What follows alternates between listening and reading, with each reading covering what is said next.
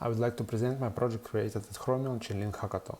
Today, real-world asset valuation is still highly centralized and opaque. While platforms like Centrifuge and RealT have pioneered RWA tokenization, their valuation processes still depend on off-chain or centralized assessment, limiting transparency and verifiability for investors.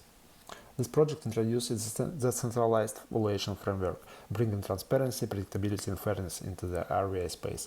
Every participant, asset owners, appraisers, and investors is incentivized to act honestly and contribute to accurate pricing predictions.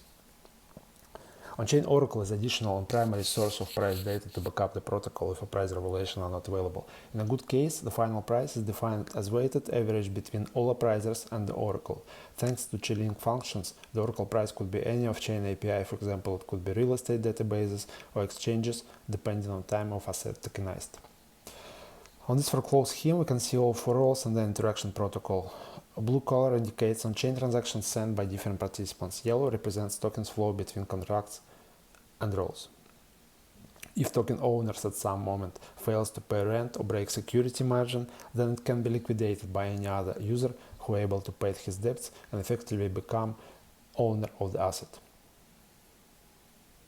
2 repositories. One is for web UI that we'll have to take a look a bit later, and another one for smart contracts and Solidity code.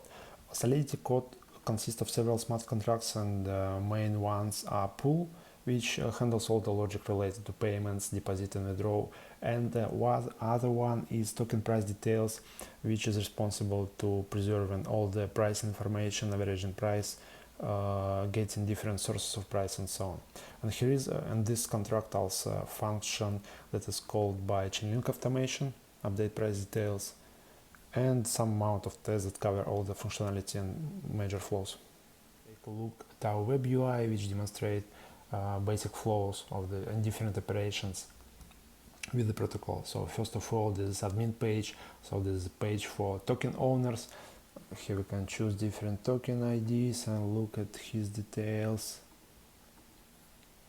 And we see some additional information about the pool, such as current epoch ID, such as current valuation, and so on. And here we can see that we are liquidable because we missed several epoch paying no rent. So right now, any other user can pay our rent and get ownership of this asset. At the same time, we also can pay rent, send it on Fuji Avalanche, and after that we are still owner and can be liquidated by someone else. Here we can, for test purposes, we can override Oracle price, but regularly it comes from Chainlink automation, Chainlink functions. So here is our current epoch, and we can see that a different epoch we received reference price from Chainlink's upkeeper. Right now it's just some hard-coded and slightly randomized value using no real off-chain APIs, but it could be simply modified to use off-chain API depending on type of asset we have. So on appraiser page we can set our valuation for different epochs. We need to switch wallet to be an appraiser. And now we can set, for example, we can set for epoch 32, we can set some value.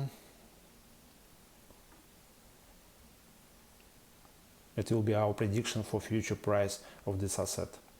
And later, depending how we are accurate, coming to the average weighted price, we'll get some rewards that we can claim. So in this case, we can see that we can claim something as a appraiser, and we can claim also something as depositor because this appraiser has some RWA. So on this page, on depositor page, we can deposit some native token into the contract, and as a result, we can get some amount of RWA tokens that in future will also lead to some rewards to us, and we can later we can claim rewards.